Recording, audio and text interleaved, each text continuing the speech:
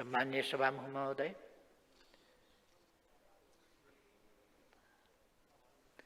उपलब्धिहरू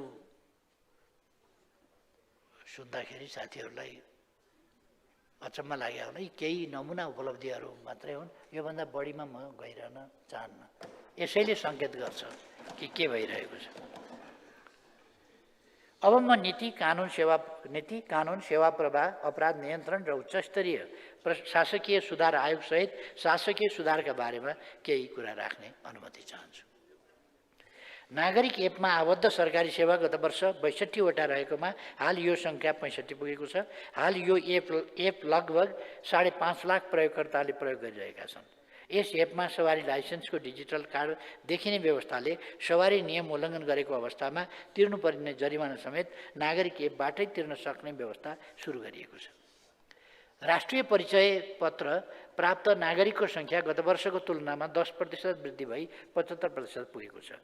सेवा प्राप्त गर्दा विभिन्न निकायमा पटक पटक एकै किसिमको विवरण पेश गर्नुपर्ने अवस्थामा सुधार ल्याउन विभिन्न सेवालाई राष्ट्रिय परिचय पत्रसँग आबद्ध गर्दै लैजाने कार्य भइरहेको छ। नागरिकता संशोधन विधेयक सम्मानित संसदमा दर्ता भइसकेको छ। यो विधेयक पारित हुनसाथ संविधानत हरेक नेपालीको नागरिकता प्रमाणपत्र पाउने हकको पूर्ण कार्यान्वयन हुनेछ।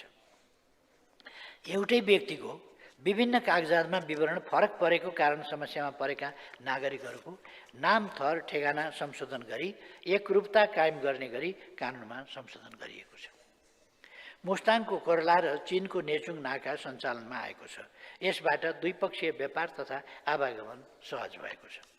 सम्पत्ति शुद्धिकरणका लागि शङ्कास्पद खाताहरूमा हुने कारोबारलाई निगरानीमा राखी छानबिनको दायरामा ल्याइएको छ। कसुरजन्य सम्पत्ति विवरण ऐन बमोजिम गैरकानुनी रूपमा बढाएको सम्पत्ति जफत गरी नेपाल सरकारले प्रयोगमा ल्याएको छ। नेपाल भारत सीमा क्षेत्रको सुरक्षा तथा सीमा पार अपराध नियन्त्रण गर्न थप 8 वटा सीमा चौकी अर्थात् बीओपी स्थापना गरिएको छ। राष्ट्रिय परिचय पत्रसँग राजधानी विभाग, सामाजिक सुरक्षा, आन्तरिक राजस्व विभाग, स्वास्थ्य बीमा बोर्ड, यातायात व्यवस्था विभाग, कम्पनी रजिस्ट्रारको कार्यालय, निवृत्तिभरण व्यवस्थापन कार्यालय, बैंक तथा वित्तीय सेवा र नागरिक एक प्रणालीको सेवा आबद्ध गरिएको छ। यसका साथै सवारी चालक अनुमति पत्र, टेलिफोन तथा सिम कार्ड, सामाजिक सुरक्षा कोष, कर्जा सूचना केन्द्र लिमिटेड, वैदेशिक रोजगार विभागसँग आबद्धता सम्बन्धी कार्य भइरहेको छ। संयुक्त राष्ट्रसङ्घको स्याङ्सन लिस्टमा परेका र आतङ्ककारी कार्य वा आम विनाशका हतियार निर्माण वा विस्तारका कार्यमा संलग्न सूचीमा परेका राष्ट्रिय तथा अन्तर्राष्ट्रिय व्यक्ति तथा संस्थाका सम्पत्ति, फन्ड एन्ड एसेट रोक्का गर्न IPTFS implement procedure targeted financial sanction कार्यान्वयन गरिएको छ। साथै लिस्टमा रहेका व्यक्ति वा संस्थाको सम्पत्ति 24 घण्टाभित्र रोक्का गर्नका लागि टिएफएस पोर्टल सञ्चालनमा ल्याइएको छ। सरकारको कार्य सम्पादन र निर्णय प्रक्रियालाई शीघ्र र नतिजामुखी बनाउन सुशासन ऐन लगायतका कानुनहरूमा संशोधन गरिएको छ। यसबाट प्रचलित कानुनमा निश्चित अवधिभित्र सम्पादन गर्नुपर्ने उल्लेख भएकोमा बाहेक सार्वजनिक निकायले 7 दिनभित्र निर्णय गरिसक्नुपर्ने प्रावधान राखी निर्णय प्रक्रियालाई छिटो छरितो बनाइएको छ। विभिन्न समयमा भएका अध्ययन प्रतिवेदन समेतका आधारमा अनावश्यक संरचनाहरू खारेज गर्ने र गाभ्ने, सार्वजनिक सेवा प्रवाहलाई चुस्त, मितव्ययी, जवाफदेही र प्रविधि मैत्री बनाउने उद्देश्यका साथ प्रधानमन्त्री अध्यक्ष रहने गरी विज्ञ तथा निजी क्षेत्रका प्रतिनिधि सम्मिलित उच्चस्तरीय शासकीय सुधार आयोग 2082 ले काम प्रारम्भ गरिसकेको छ। अनलाइन सेवालाई प्रभावकारी बनाउनका लागि विद्युतीय सुशासन आयोगलाई ई गभर्नेन्स बोर्डमा पुनर्संरचना गरिएको छ। बोर्डले विद्युतीय सुशासन र डिजिटल सार्वजनिक पूर्वाधारका लागि ई गभर्नेन्स ब्लुप्रिन्ट कार्यान्वयनमा ल्याएको छ। सम्माननीय सभामुखज्यू, ऊर्जा, सिँचाइ र खानेपानीका क्षेत्रमा हासिल गरिएका उपलब्धिहरू यस प्रकारका छन्। जनताको जलविद्युत कार्यक्रमलाई संशोधन गरी गरिब र सीमान्तकृत वर्गको पहुँचमा ल्याउँदै जलविद्युत आयोजनाहरूमा सेयर लगानीको लागि सहुलियत कर्जाको व्यवस्था गरिएको छ।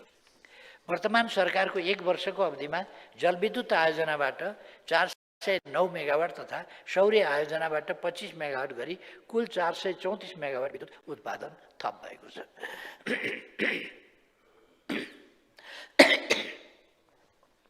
हालको कुल विद्युत उत्पादन क्षमता 3591 मेगावाट पुगेको छ।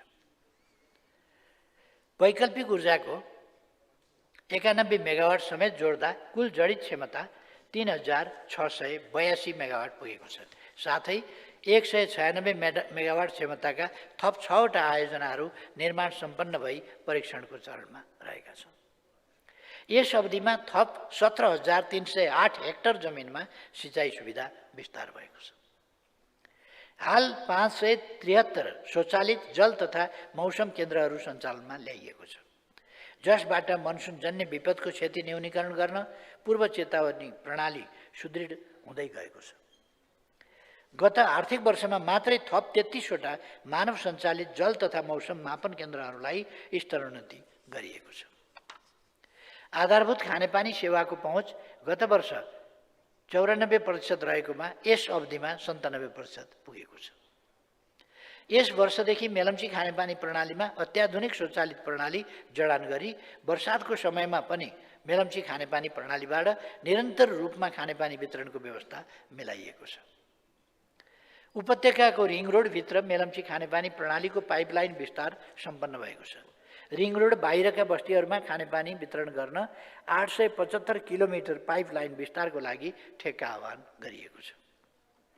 500 मिटर प्रति सेकेन्ड क्षमताको नेपालकै सबैभन्दा ठुलो क्षमता भेरी पम्पिङ आयोजना सुर्खेतमा निर्माण सुरु गरिएको छ।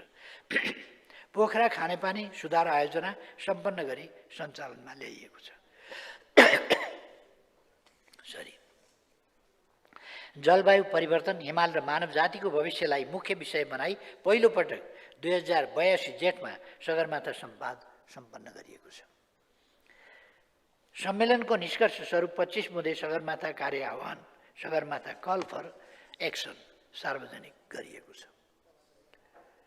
नेपाल जस्ता जलवायु परिवर्तनको जोखिममा परेका पर्वतीय मुलुकहरूलाई जलवायु सङ्कटबाट बचाउन विश्वव्यापी साझा प्रतिबद्धता, समावेशी विकास र जलवायु वित्तको पहुँच वृद्धि गर्न यसबाट बल पुग्नेछ। विकास आयोजनाहरू निर्माणमा हुने अवरोध हटाई द्रुत गतिमा सम्पन्न गर्न 1 वर्षमा 108 विकास आयोजनाहरूलाई 564 हेक्टर वन क्षेत्र भोगाधिकार उपलब्ध गराइएको छ। यस वन क्षेत्रमा रहेका 88,271 रुखफुल हटाउन अनुमति समेत दिइएको छ। विकास आयोजनालाई सहजीकरण हुने गरी वातावरणीय अध्ययन प्रतिवेदनको स्वीकृति प्रक्रिया र वन क्षेत्रको प्रयोग गर्न दिने प्रक्रियालाई सरल बनाइएको छ।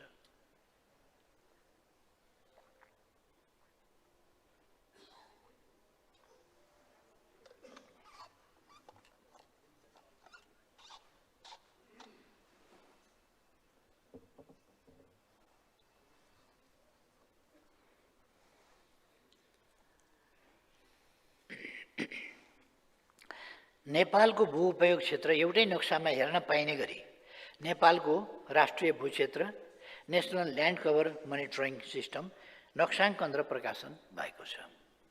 जलवायु परिवर्तन सम्बन्धी पेरिस सम्झौता अनुसारको तेस्रो राष्ट्रिय रूपमा निर्माण गरिएको योगदान एनडिसी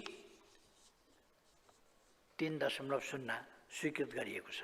यस दस्तावेजमा आगामी 10 वर्षभित्र ऊर्जा, यातायात, वन क्षेत्रमा हरितगृह ग्यास उत्सर्जन न्यूनीकरण र जलवायु अनुकूलन सम्बन्धी लक्ष्यहरू राखिएका छन्। ग्रिन क्लाइमेट फन्डबाट रु 5 अरब बराबरको अनुदान प्राप्त भएको छ। यो रकम कोशी र गण्डकी प्रदेशका हिमताल र तल्लो तटीय क्षेत्रको संरक्षण र विकासका लागि उपयोग हुनेछ। यसै अवधिमा सिन्धुलीको मरिन क्षेत्रलाई समेट्ने गरी माटो र पानीको संरक्षण गर्ने आयोजना सञ्चालनमा आएको छ।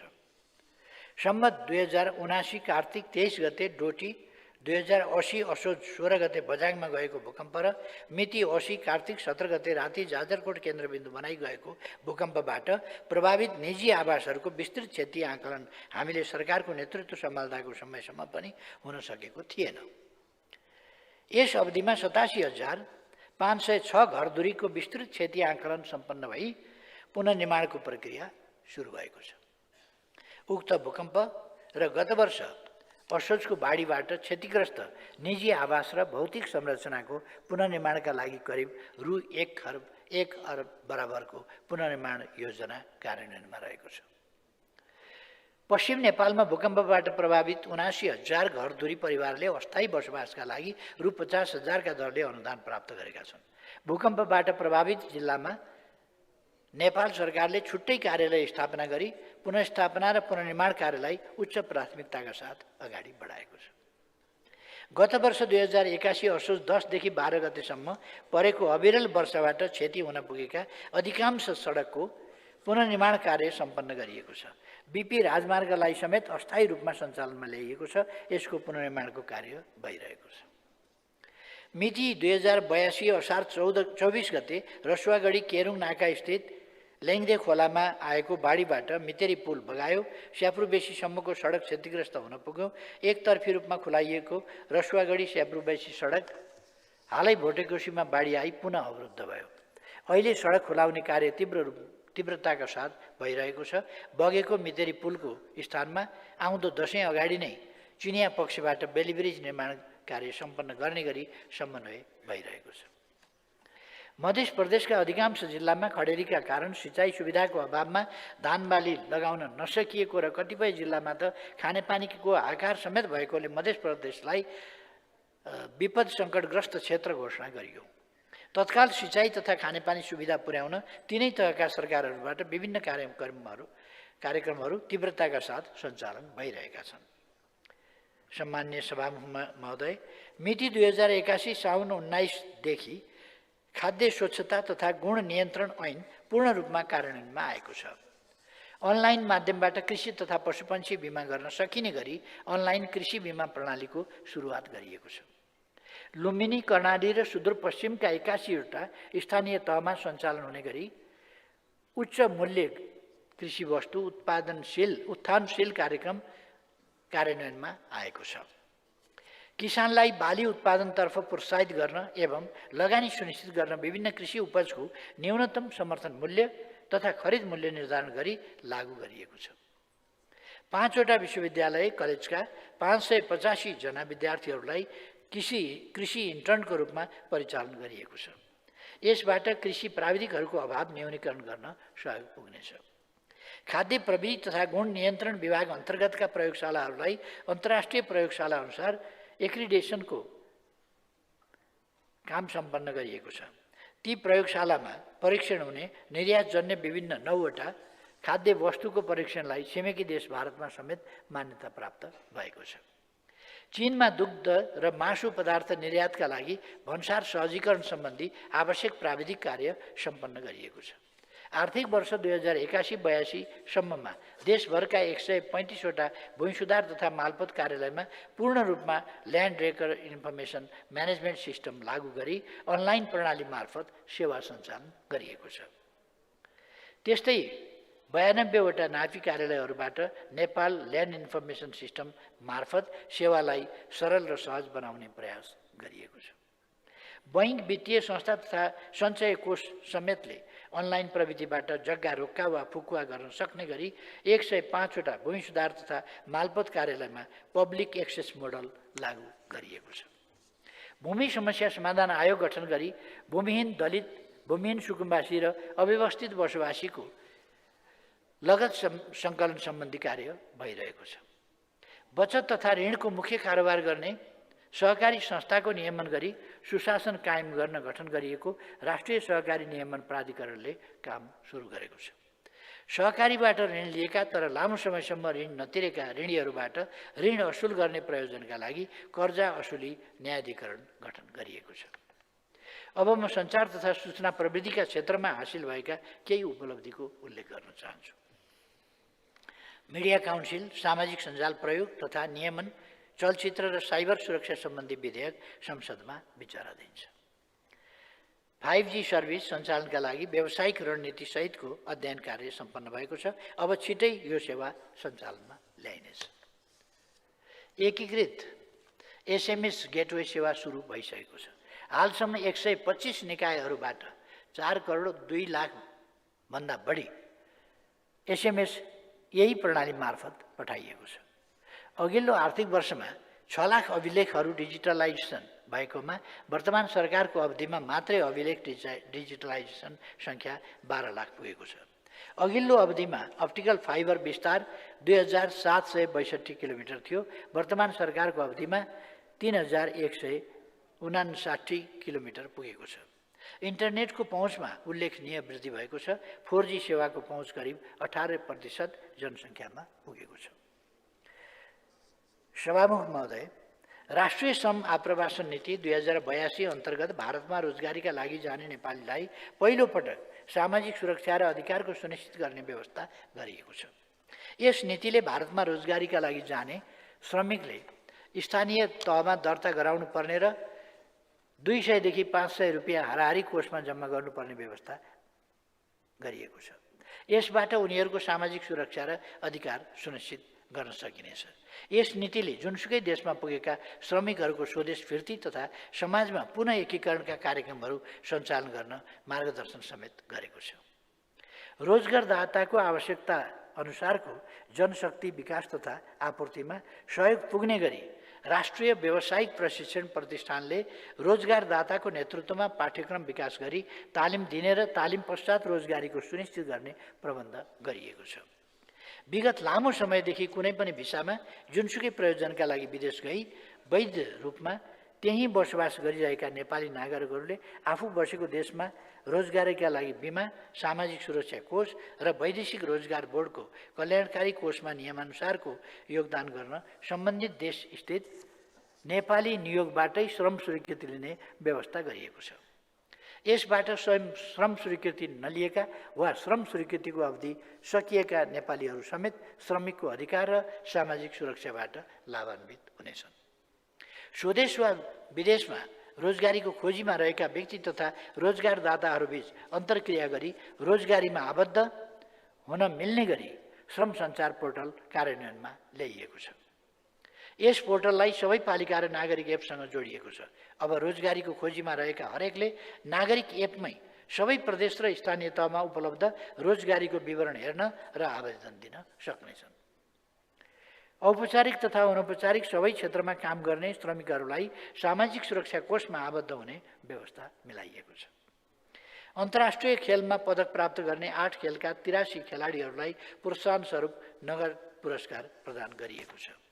गत वर्षको भन्दा यो वर्ष पर्यटक सङ्ख्यामा वृद्धि भई करिब 12 लाख पुगेको छ। पर्यटकको बसाई अवधि सरदर 13 दिन पुगेको छ। पोखरा अन्तर्राष्ट्रिय विमानस्थलमा चीनको छन्तुबाट व्यावसायिक उडान प्रारम्भ भएको छ। गौतम बुद्ध अन्तर्राष्ट्रिय विमानस्थलमा गत साल 120 वटा मात्र उडान भरेकोमा यो वर्ष 440 वटा उडान भएको छ।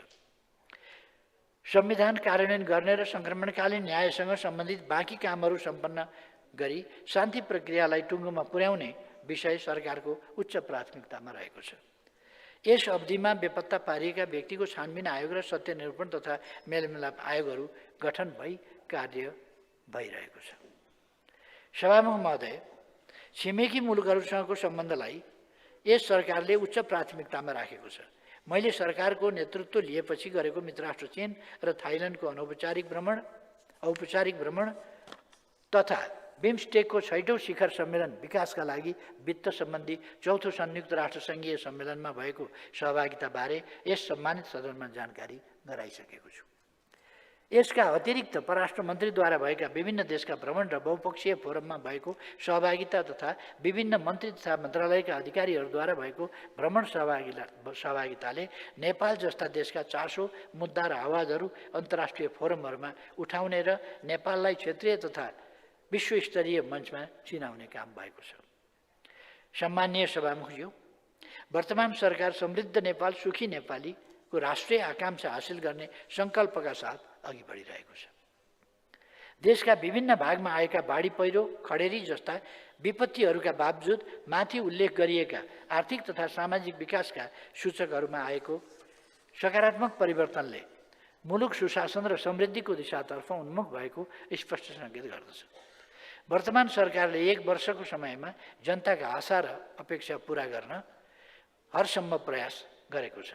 आर्थिक वर्ष 82-83 का लागि सार्वजनिक गरिएको नीति तथा कार्यक्रम र बजेटको प्रभावकारी कार्यान्वयन गर्दै सरकार आर्थिक समृद्धि, सामाजिक न्याय र सुशासनको लक्ष्य प्राप्तिका लागि काम गरिरहेको पुनः दोहोर्याउन चाहन्छु। सम्माननीय सभामुख महोदय, यस बीचमा केही हल्लाहरू चल्ने गरेका छन् जसको आधार छैन। म त्यसमा धेरै समय लिन चाहन्न, तर एउटा विषय बहुतै सेन्सिटिभ भएर उठेको देखिन्छ। बहुविवाहलाई मान्यता दिने गरी कानुन ल्याउने भयो सरकारले भनेर। सामाजिक जागरणका लागि, सामाजिक न्यायका लागि, महिला हक अधिकारका लागि लडेर आएका पार्टीहरूको सरकारले बहुविवाहलाई मान्यता दिने गरी कानुन ल्याउँछ भन्ने कसरी लाग्यो? त्यो कुरो हल्ला कसले चलायो? सरकारले थाहा पाएको छैन, मैले थाहा पाएको छैन, कहाँबाट आउँछ त्यो? त्यसकारण सम्माननीय सभामुख महोदय मार्फत म सम्मानित सदनलाई जानकारी गराउन चाहन्छु। बहुविवाहलाई मान्यता दिने गरी कानुन ल्याउन लागि छैन र बहुविवाहलाई कुनै पनि हालतमा मान्यता प्रदान गरिने छैन। यस्ता अरू पनि हल्ला छन्, तर ती सबै हल्लाहरूका पछाडि म जान चाहन्न। अब अहिलेको अवस्था भनेको, अहिलेको आवश्यकता भनेको हामी एकताबद्ध भएर देशमा सुशासन र विकासको गतिलाई तीव्रताका साथ अगाडि बढाउन लाग्नुपर्ने बेला हो, गतिशील हुनुपर्ने बेला हो। यसका निम्ति म सिङ्गो सदनलाई हार्दिक आह्वान गर्न चाहन्छु। यति भन्दै आफ्नो भनाइ टुङ्ग्याउँछु। धन्यवाद।